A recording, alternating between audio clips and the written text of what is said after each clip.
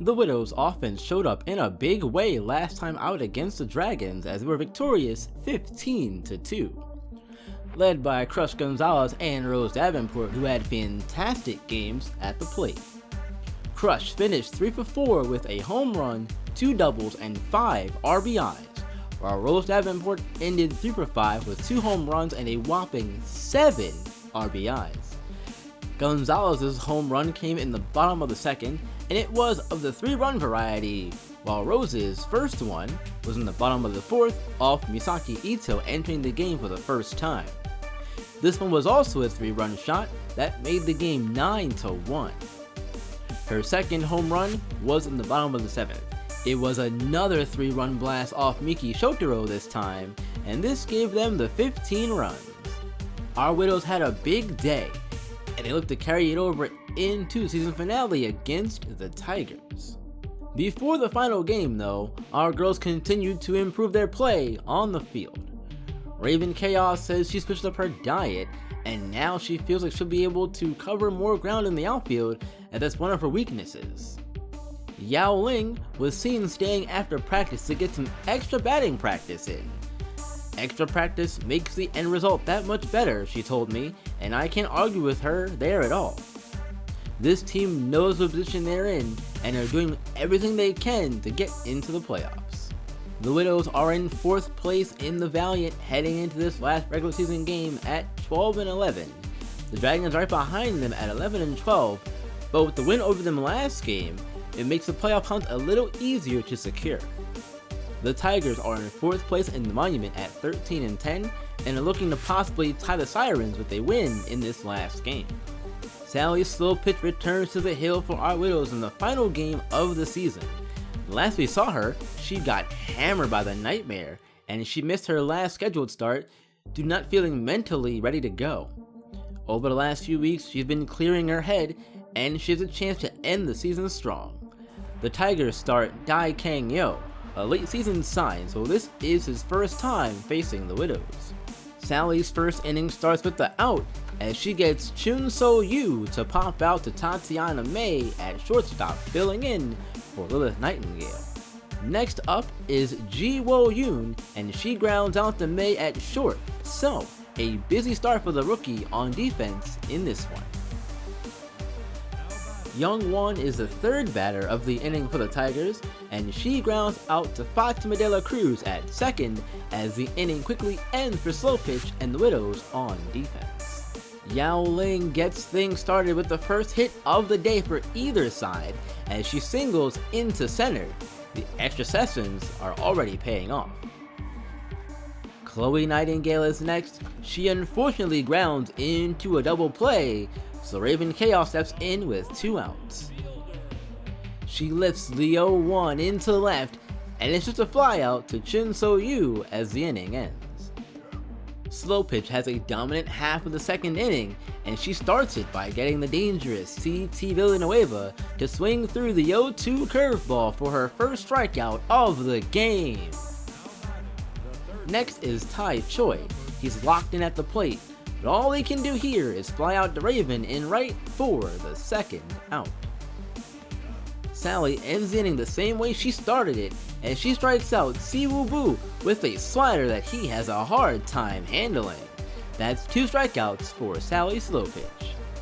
The Tigers are threatening in the bottom of the 3rd, 1 out with the bases loaded, and Ji Wo Yoon is at the plate. Sally gets her to hit a ground ball to 3rd, throw home for 1, and over to 1st for the inning-ending double play. No runs allowed as the crisis is averted. 2 outs in the top of the 4th, and the base is empty for Tai Choi. Sally gets her 3rd strikeout of the game as Choi can't get the bat off his shoulder, looking at the slider away, and we're still scoreless in this game. Sally continues to groove here as she starts the top of the 5th, getting her 4th strikeout. This time it's Siwoo Boo for the 2nd time in his 2nd at bat, and no runners would reach base in this half of the 5th. Bottom of the 5th, and the Widows have a chance to score with runners on 2nd and 1st, and Tatiana May at the dish. She's feeling juice with her play lately. Yo gets out of the scoring threat here as he gets Tatiana to take the 2-2 into left center. Rina Chu makes the catch and the inning comes to a close, pitchers duel through 5. After Ji Woo Yoon moves the runner over to second on the fielder's choice for the second out of the inning, up steps Young Won in an RBI spot. Slow pitch notches her 5th strikeout of the game as Won looks at the inside fastball to end the top of the 6th. 1 out in the bottom of the 6th, and Yao Ling hits a ball deep in the right center, and it gets down and to the wall. Ling has a stand-up double. Chloe Nightingale strikes out, so it's Raven Chaos with the RBI chance now. All she can do is ground out to Won at first, and the 6th ends with no score. Top of the 7th begins, and quickly here, CT Villanueva gets on base as he singles into center. His first hit of the day brings up Tai Choi, who struck out his last time up, and Sol-Ra Chun pinch runs Villanueva at first. He strikes gold in this at-bat as he was sitting on the 1-0 fastball and gets all of it deep into center and over the wall for a 2-run home run. It goes 451 feet, Choi's second of the year, and the Tigers get on the board first, 2-0. Slow pitch ends the inning with her 7th strikeout, getting the pitcher Yo checking his swing on the changeup. This ends Sally's night as the Tigers have the lead going into the bottom of the 7th. Crush Gonzalez walks to start the bottom of the 7th. After Rose Davenport flies out the right, it's Carla Pontarelli's turn. Gonzalez goes as the hit and run is on. Pontarelli hits a line drive up the middle, and that's just bad luck, as Boo makes the great diving catch and throws back to first to double up Gonzalez and end the inning. Bottom of the 8th for the Widows with 1 out on, and Tatiana May gets on base and she doubles into the left center gap. Kanye Jin pinch hits for Dalnisha Moss and takes the first pitch she sees into center for a single, so put runners on the corners and 1 out for the top of the lineup in Yao Ling. Ling takes the 2-2 into deep center field. Chu makes the catch, and that's enough for May to score from third, so the Widows have cut the lead to 1. Tying run on first for Chloe Nightingale, and she flies out to right center to end the inning, and we head to the 9th. Tai Choi starts the Tiger half of the 9th with a double as this line drive goes into the right center gap. Rina Chu steps in hitless with 1 out. She lofts the ball over the head of Nightingale at third into left, and it gets down. Gonzalez's throw home is late, and the Tigers get their 3rd run of the game. This gets us to the Widow half of the 9th, down by 2, with the 3-4-5 of Chaos, Gonzalez, and Davenport due up. Raven chases the first pitch of the at-bat and pops out to short for the first out of the inning. Next up is Crush Gonzalez, and she hits a laser into left to get on board with a single. So the tying runs at the plate, and it's Rose Davenport. Rose hits a 3-2 to short. The Tiger defense fails to turn the double play, only getting the lead runner at second. So now the tying run is fan favorite Carla Pontarelli.